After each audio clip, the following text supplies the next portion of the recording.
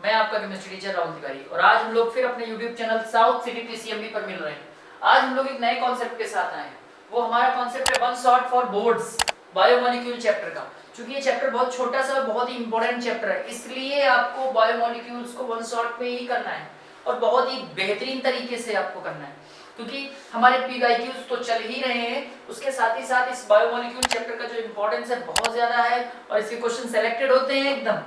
बच्चों अगर आप हमारे साथ वीडियो में लास्ट तक बने रहते हो तो आप इस बार मैं कंफर्म कर दूंगा कि कौन सा क्वेश्चन इस बार बोर्ड एग्जाम में आने वाला है, लेकिन उसके लिए पूरे वीडियो को लास्ट तक आपको देखना ही होगा। तो चलते हैं अपने टॉपिक की तरफ। टॉपिक है हमारा, चैप्टर है हमारा बायोमोलिक्यूल। तो सबसे पहले हम लोग बायोमोलिक्यूल में कौन कौन से टॉपिक हैं हम इन पे भी बात करने वाले हैं आज। तो अपने उसी टॉपिक पे चलते हैं। देखो बायोमोलिक्यूल जो चैप्टर है, इस चैप्टर की खासियत, इस पे कुछ डिफरेंट टॉपिक्स हैं। आइए बात करते हैं उन टॉपिक पे कि बायोमोलिक्यूल किन किन से मिलके बना है। Biomolecule, wow. तो बायोमोलिक्यूल में क्या क्या है आइए जानते हैं। तो वैसे तो देखा जाए तो इसका जो मेन होता था पॉइंट, वो होता था कपल हवन। कपल हवन। अब आप सोचेंगे ये कपल हवन का मीन्स क्या है, तो पहले नंबर पे आता है कार्बोहाइड्रेट। कार्बोहाइड्रेट। सेकंड नंबर पे आता है प्रोटीन। थर्ड नंबर पे आता है लिपिड, लेकिन लिपिड का कोई मतलब नहीं है, हार्मोन्स पे आ जाइए। लिपिड कोई मेन इंपॉर्टेंट टॉपिक नहीं है। E for enzyme.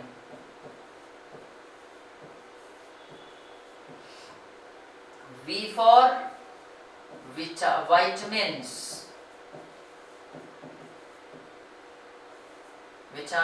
और लास्ट में है आपका न्यूक्लिक एसिड।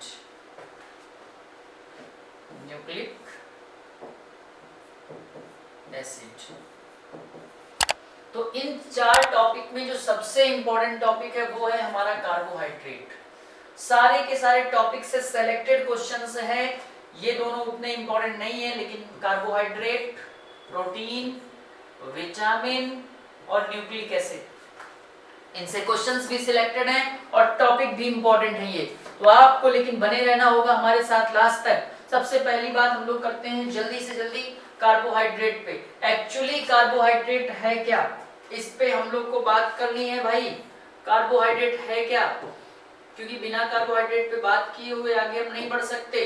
तो कार्बोहाइड्रेट, देखिए सुनिए, कार्बोहाइड्रेट नाम से ही इसकी प्रॉपर्टीज की पता चल रही है। कार्बोहाइड्रेट,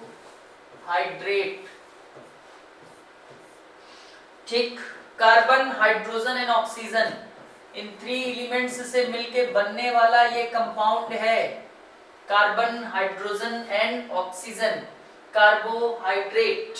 अब कार्बोहाइड्रेट को जो हम लोग कितने पार्ट में क्लासिफाई किया जाता है, तो सबसे पहले हम लोग बात करेंगे कार्बोहाइड्रेट को हम लोग सैकेराइड भी बोलते हैं। सैकेराइड, कार्बोहाइड्रेट का दूसरा नेम है सैकेराइड। सैकेराइड कार्बोहाइड्रेट का दूसरा नाम है। अब ये कार्बोहाइड्रेट 2 पार्ट में क्लासिफाई किया जाता है। एक होता है शुगर और दूसरा होता है नॉन शुगर।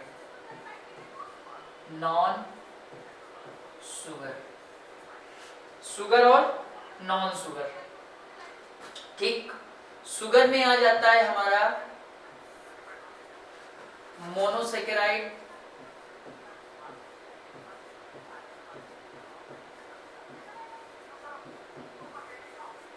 और दूसरा आ जाता है ओलिगोसैकेराइड।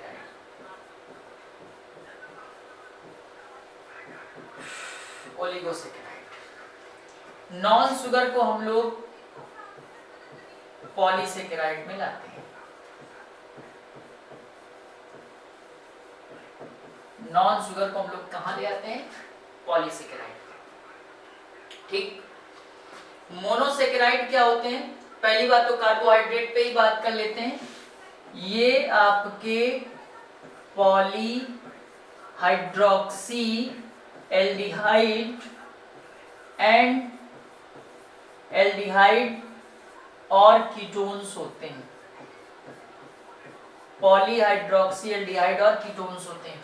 ठीक, मोनोसेकेराइड जो होते हैं वो पॉलीहाइड्रोक्सी एल्डिहाइड और कीटोन्स होते हैं। जैसे एग्जांपल में मोनोसेकेराइड में आता है आपका एग्जांपल में ग्लूकोज C6H12O6, ग्लूकोज, यही ग्लूकोज है, यही फ्रक्टोज है, यही फ्रक्टोज है, यही गैलेक्टोज है। तो मोनोसेकेराइड एंड ओलिगोसेकेराइड, जो मोनोसेकेराइड है, मोनोसेकेराइड में आता है आपके पास ग्लूकोज एंड फ्रक्टोज। तो ग्लूकोज और फ्रक्टोज में अगर आप बात करेंगे तो हम लोग बात कर रहे थे ग्लूकोज पे। भाई मोनोसेकेराइड का जो मेन बेसिक मॉलिक्यूल है वो ग्लूकोज ही है, फॉर्मूला तो यही होगा, चाहे वो ग्लूकोज हो, फ्रक्टोज हो या फिर सुक्रोज हो, कोई भी हो, फॉर्मूला यही होगा, ग्लूकोज, फ्रक्टोज और गैलेक्टोज, कोई भी कंपाउंड हो फॉर्मूला यही होगा। ओलिगोसेकेराइड क्या होते हैं, ओलिगोसेकेराइड वो कार्बोहाइड्रेट हैं जो 2 to 10 मॉलिक्यूल्स ऑफ मोनोसेकेराइड के देते हैं, मोनोसेकेराइड के मॉलिक्यूल्स देते हैं, कब, हाइड्रोलिसिस करने पर। एग्जाम्पल में आ जाइए, एग्जाम्पल में आएगा आपका C12H22O11, नाम है इसका सुक्रोज। बुरा मत मानिएगा, यही फॉर्मूला माल्टोज का होता है, यही फॉर्मूला लैक्टोज का होता है, ये फॉर्मूले सब उसी के हैं, क्योंकि ये डाइसेकेराइड है। 2 से 10 मॉलिक्यूल जो मोनोसेकेराइड के दे दें वही आपके कौन होते हैं, ओलिगोसेकेराइड होते हैं। तो यही सुक्रोज, यही आपका माल्टोज, यही आपका लैक्टोज, ठीक, यही आपका लैक्टोज। ठीक, तो ये मोनोसेकेराइड और ओलिगोसेकेराइड। पॉलीसेकेराइड में जो होते हैं, जो नंबर ऑफ मॉलिक्यूल्स देते हैं, number of monosaccharides, number of monosaccharides on hydrolysis, hydrolysis करने पर जो नंबर ऑफ मॉलिक्यूल्स देते हैं मोनोसेकेराइड्स के, उनको क्या कहा जाता है, पॉलीसेकेराइड कहा जाता है, उसी को नॉन शुगर कहते हैं। C6H10O5 का होल N, यही है आपका स्टार्च, यही क्या है, स्टार्च, यही आपका क्या है, ग्लाइकोजन, यही आपका ग्लाइकोजन है, और यही आपका क्या है, स्टार्च, ग्लाइकोजन और सेलुलोज। बस इनका कॉम्पोजिशन अलग है, बाकी सब कुछ सेम है। सुक्रोज का कॉम्पोजिशन ग्लूकोज एंड फ्रक्टोज होता है, माल्टोज का कॉम्पोजिशन ग्लूकोज मॉलिक्यूल, लैक्टोज का गैलेक्टोज और ग्लूकोज होता है, स्टार्च ये पॉलीमर होता है किसका, ग्लूकोज का। तो ये हम लोग पॉलीसेकेराइड पे बात करेंगे। इसमें क्वेश्चन कौन सा बनता है, तो इसमें क्वेश्चन एक बन जाता है, सबसे पहले कॉम्पोजिशन पे ही बनता है कि स्टार्च का कॉम्पोजिशन क्या है, ग्लाइकोजन को जो है एनिमल स्टार्च भी बोलते हैं, ग्लाइकोजन को एनिमल स्टार्च भी बोलते हैं। तो ये स्टार्च की बात हो गई, ग्लाइकोजन हो गया, एनिमल स्टार्च हो गया। ये क्लासिफिकेशन है किसका, कार्बोहाइड्रेट में शुगर और नॉन शुगर का। इसके बाद अगर हम लोग बात करेंगे इसी पे, तो हमारे पास सॉरी, तो अगला टॉपिक आता है इसी का कि reducing and non reducing sugar. Reduction के अकॉर्डिंग शुगर जो होते हैं वो 2 टाइप के होते हैं, एक आपका शुगर में रिड्यूसिंग शुगर, ध्यान रखिएगा, रिड्यूसिंग शुगर, और दूसरा है non reducing sugar, non reducing sugar ये होता है। तो नॉन रिड्यूसिंग शुगर का बेस्ट एग्जांपल, सबसे मोस्ट इंपॉर्टेंट जो एग्जांपल है वो सुक्रोज है। C12H22O11, नाम है सुक्रोज। इसको याद रखिएगा बड़ी शिद्दत के साथ, क्योंकि क्वेश्चन इसका एमसीक्यू स्टैंडर्ड पे बहुत आता है, तो इसको याद रखिएगा। रिड्यूसिंग में तो सारे ही आ जाते हैं, जो टॉलेंस रिएजेंट और फेलिंग सॉल्यूशन को रिड्यूस कर देते हैं वो रिड्यूसिंग शुगर होते हैं। एग्जांपल में आपका ग्लूकोज एंड फ्रक्टोज होता है, तो आप इसका जरूर ध्यान रखिएगा कि ग्लूकोज और फ्रक्टोज जो होते हैं वो रिड्यूसिंग शुगर में आते हैं, लेकिन जो सुक्रोज है वो आपका नॉन रिड्यूसिंग शुगर में आता है। अब रिड्यूसिंग नॉन रिड्यूसिंग के बाद अगली जो बात आती है वो ग्लूकोज की आती है कि ग्लूकोज को आप प्रिपेयर कैसे करते हो। ग्लूकोज का फॉर्मूला तो आपने C6H12O6 बता दिया, लेकिन अगर आप इसको रिप्रेजेंट करोगे तो कैसे करोगे, तो इसको रिप्रेजेंट ऐसे किया जाता है CH2OH CHOH का होल 4, यानी 4 टाइम्स आपको ये लिखना पड़ेगा ऐसे, ये 1 2 3 4 5 और लास्ट में होगा CHO। तो ग्लूकोज में ये जो CHO लगा होता है यही आपका जो बनता है ना, इसी की वजह से इसको एल्डोहेक्सोज भी बोलते हैं। क्या बोलते हैं? एल्डोहेक्सोज बोलते हैं। क्या बोलते हैं? एल्डोहेक्सोज। ठीक। फ्रक्टोज में इसी जगह पे की प्रिपरेशन ऑफ ग्लूकोज, हम लोग बात करते हैं प्रिपरेशन की, तो प्रिपरेशन की बात करेंगे अगर हम सीधे सीधे, तो प्रिपरेशन में प्रिपरेशन मेथड ऑफ ग्लूकोज। तो सबसे पहले फ्रॉम ग्लूकोज, अगर ग्लूकोज की बात करें तो फ्रॉम ग्लूकोज में फ्रॉम सुक्रोज, तो सुक्रोज की अगर बात करें तो सुक्रोज का फॉर्मूला होता है C12H22O11। इस पे जैसे ही आप वाटर मिक्स करोगे H+ की प्रेजेंस में, तो तुरंत ये आपको 1 मॉलिक्यूल ग्लूकोज का एंड अनदर मॉलिक्यूल किसका? सुक्रोज का, फ्रक्टोज का दे देगा C6H12O6। एक आपका ग्लूकोज है और दूसरा आपका फ्रक्टोज है। ठीक, एक आपका ग्लूकोज है, एक आपका सुक्रोज है। तो इसके बाद दूसरा आता है फ्रॉम स्टार्च।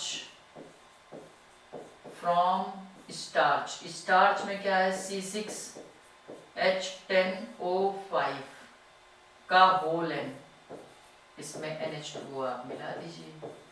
जैसे ही NH2O मिक्स करेंगे तो ये भी आपका C6H12O6 बना के दे देगा। बेटा ये आपका स्टार्च है और ये आपका क्या था? ग्लूकोज था। ठीक, तो ये ग्लूकोज की प्रिपरेशन मेथड है, उसमें ग्लूकोज और फ्रक्टोज का मिक्सचर बनेगा। ठीक, और इसीलिए इस मिक्सचर को जो बोलते हैं ना हम लोग इनवर्ट शुगर बोलते हैं ग्लूकोज और फ्रक्टोज की। अब आप पूछोगे कि ग्लूकोज और फ्रक्टोज में डिफरेंस क्या है, तो जो ग्लूकोज है वो एल्डिहाइड ग्रुप प्रेजेंट होता है, जो कीटोन है उस पे आपका ग्लूकोज में एल्डिहाइड ग्रुप होता है और फ्रक्टोज में आपका कीटोन ग्रुप प्रेजेंट होता है। तो आपको ग्लूकोज और फ्रक्टोज में यही डिफरेंस देखने को मिलेगा, उसके स्ट्रक्चरल डिफरेंस होता है, बाकी उसका कोई फॉर्मूले में डिफरेंस नहीं होता। मॉलिक्यूलर फॉर्मूला सेम होता है लेकिन स्ट्रक्चरल फॉर्मूला डिफरेंट होता है। तो आपको यही ग्लूकोज और फ्रक्टोज में डिफरेंट देखने को मिलेगा। आगे चलते हैं, कुछ इंपॉर्टेंट हैं जो रिएक्शंस हमारी ग्लूकोज के उस पे चलते हैं हम लोग, क्योंकि आगे हमारे पास ग्लूकोज की रिएक्शन बहुत इंपॉर्टेंट आने वाली है। और मेरे ख्याल से अगर मैं गलत नहीं हूं तो एग्जाम में 100% ग्लूकोज की रिएक्शन आएगी जरूर, आप लोग को समझ के चलना है।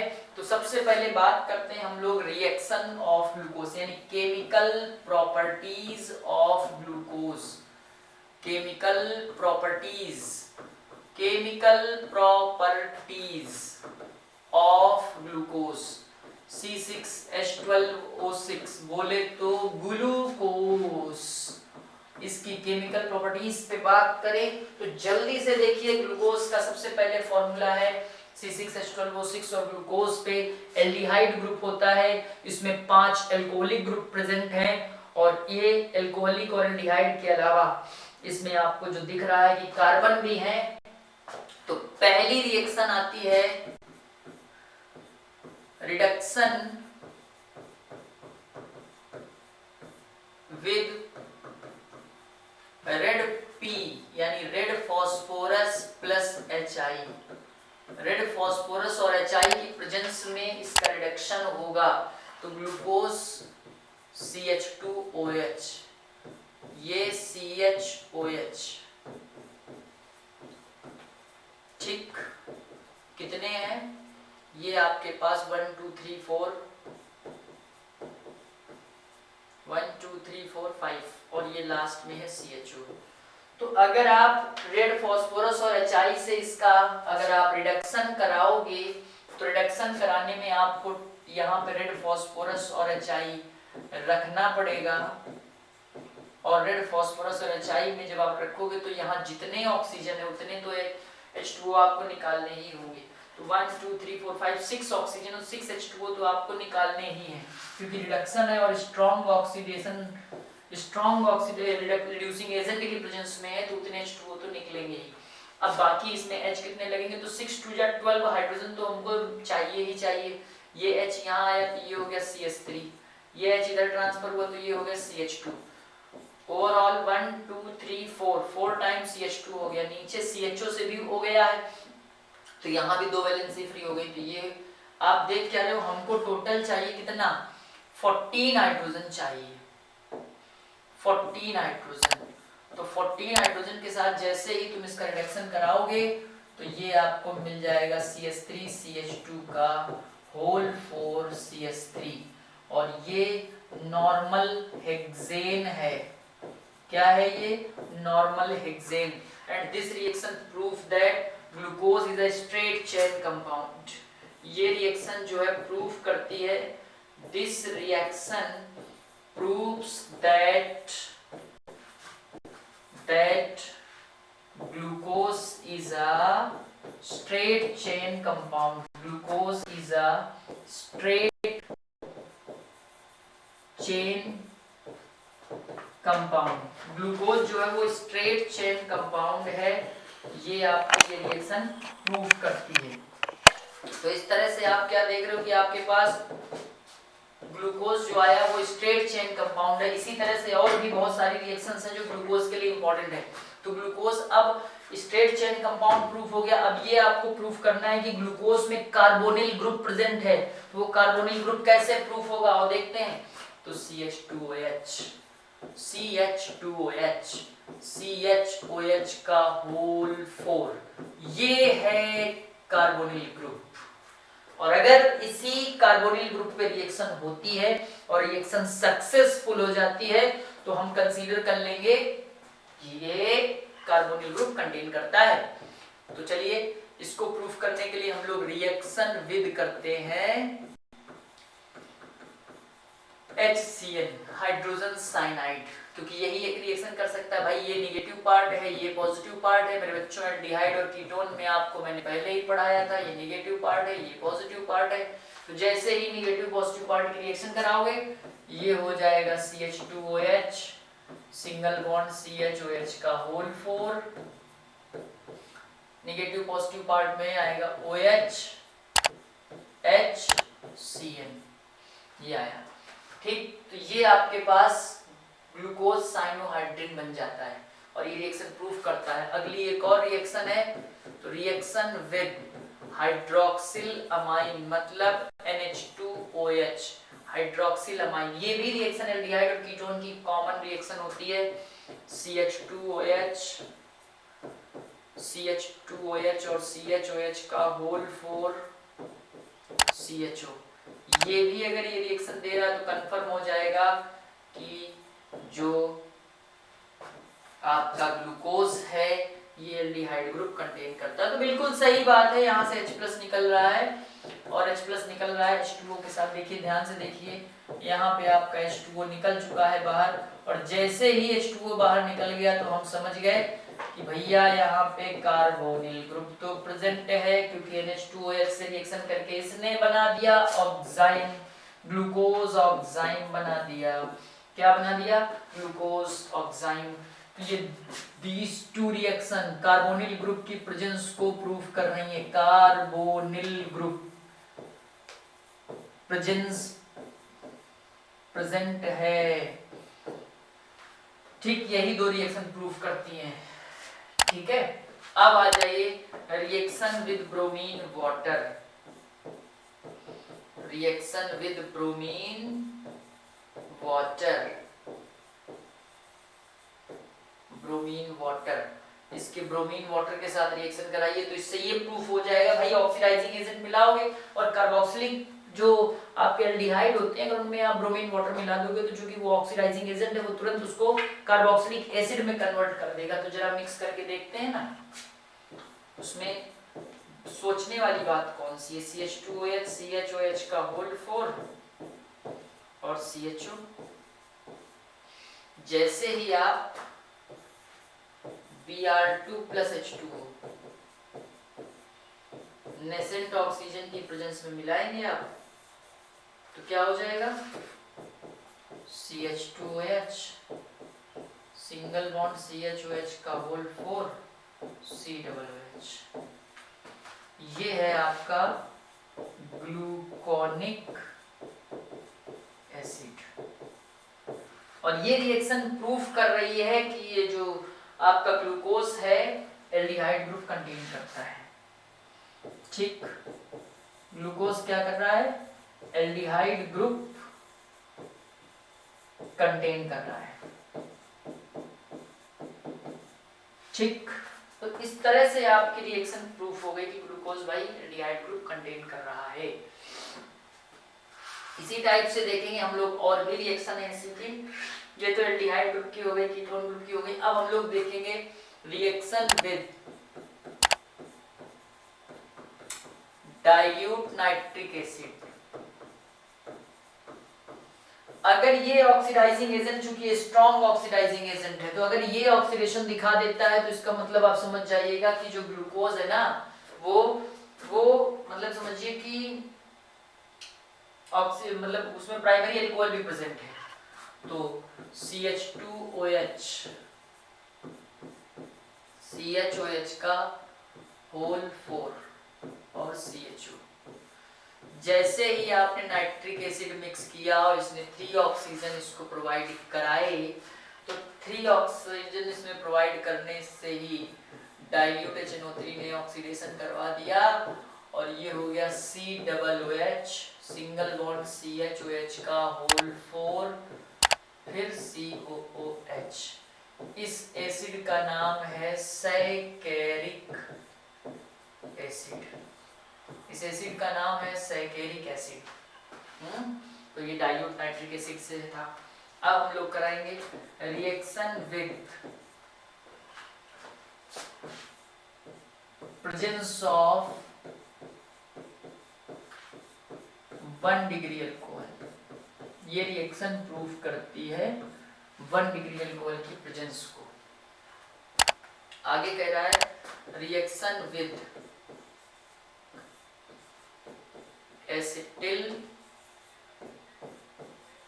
क्लोराइड। एसिटिल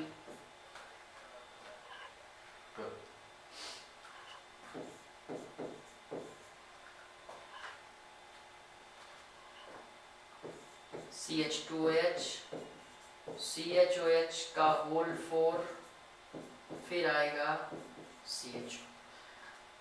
अगर ये रिएक्शन ये कर जाता है तो ये प्रूफ हो जाएगा हमारे पास कि ग्लूकोज जो है ना वो पेंटा हाइड्रोक्सी एल्कोहल है, पेंटा हाइड्रिक एल्कोहल है।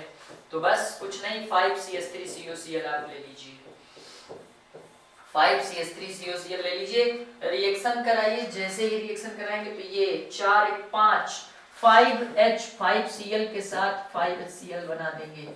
बचा क्या, बच गया CH2OCOCH3 CHOCOCH3 का होल 4 फिर है CHO। ठीक, ये बन गया ग्लूकोज पेंटा एसीटेट, ग्लूकोज पेंटा एसीटेट, जो ये प्रूफ करता है कि ग्लूकोज एक पेंटाहाइड्रिक अल्कोहल है। तो इस तरह की जो रिएक्शंस हैं आपको यही सब प्रूफ कर रही है कि ग्लूकोज पेंटाहाइड्रिक अल्कोहल है। तो आगे देखिए, अगर हम लोग रिडक्शन करा दें ग्लूकोज का, अगर हम लोग ग्लूकोज का रिडक्शन करा दें तो क्या होगा, आइए जानते हैं। ठीक, तो reduction of glucose, reduction of glucose, sorbitol बनेगा, सॉर्बिटॉल, CH2OH CHOH का होल 4 CHO। जैसे ही आप इसको NaHG के साथ रिडक्शन कराओगे तो तुरंत ये इसको किसमें कन्वर्ट कर देगा, CH2OH, एल्डिहाइड भी अल्कोहल में चला जाएगा माय डियर। यस, ये है आपका सॉर्बिटॉल। ठीक, ये बन गया ग्लूकोज से सॉर्बिटॉल आपका NaHG की प्रेजेंस में। अब आ जाइए, देखिए ये तो सारी रिएक्शन थी जो आपने प्रूफ कर दी। अब ग्लूकोज में फ्रक्टोज और फ्रक्टोज के जो स्ट्रक्चर्स होते हैं वो कैसे बनते हैं, तो ग्लूकोज का एक स्ट्रक्चर होता है ग्लूकोपाइरानोज, पाइरानोज से बनता है, तो साइक्लिक स्ट्रक्चर ऑफ ग्लूकोज, पाइरानोज। ठीक, ग्लूकोपाइरानोज, इसी को बोलते हैं पाइरानोज स्ट्रक्चर ऑफ ग्लूकोज। कुछ नहीं होता है, ये कुछ इस तरह से ऐसे और आपको ऐसे, हर एक पॉइंट पे आपका कार्बन है। ठीक, HOH, OH, H, फिर इसके बाद H, OH, फिर H, OH और यहाँ CH2 OH, और ये है आपका H। ठीक, 1 2 3 4 5 और आपका ये 6। तो ये ग्लूकोज पाइरानोज स्ट्रक्चर है। ये आपका C1 कार्बन है, ये 2 है, ये 3 है, ये 4 है, ये 5 है और ये आपका 6 है। तो ये अल्फा डी ग्लूकोपाइरानोज है, ये अल्फा डी पॉजिटिव ग्लूकोपाइरानोज है। अगर दूसरा इसी का कंपाउंड बनाओगे तो ये OH में चेंज आ जाएगा। तो इसी कंडीशन में इसमें एनोमेरिक कार्बन इसको बोलेंगे, इसका ये जो कार्बन है जो होगा एनोमेरिक कार्बन बोलेंगे। ठीक, क्योंकि इसमें डिफर होगा किससे, C1 कार्बन डिफर होगा तो इसको एनोमेरिक कार्बन बोलेंगे। कि अगर इसका अल्फा डी के बाद बीटा डी पॉजिटिव बनाओगे तो वो इसमें चेंज हो जाएगा और इसको बोलेंगे हम लोग एनोमेरिक कार्बन। ठीक, तो ये एनोमेरिक कार्बन की बात हो गई। और आगे बात आती है फ्रक्टोज की। तो फ्रक्टोज सबसे ज्यादा स्वीटेस्ट शुगर होता है। जो फ्रक्टोज है, फ्रक्टोज जो होता है वो सबसे ज्यादा स्वीटेस्ट शुगर है, स्वीटेस्ट।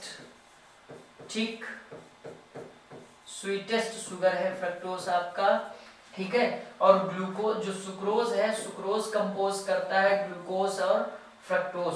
सुक्रोज जो होता है वो ग्लूकोज और फ्रक्टोज जो होते हैं उसमें ग्लाइकोसाइडिक लिंकेज से, ग्लाइकोसाइडिक लिंकेज से जुड़े होते हैं। किससे जुड़े होते हैं, ग्लाइकोसिडिक लिंकेज से। ग्लूकोज और फ्रक्टोज आपस में एक लिंकेज से जुड़े होते हैं और उसी लिंकेज को बोला जाता है ग्लाइकोसिडिक लिंकेज।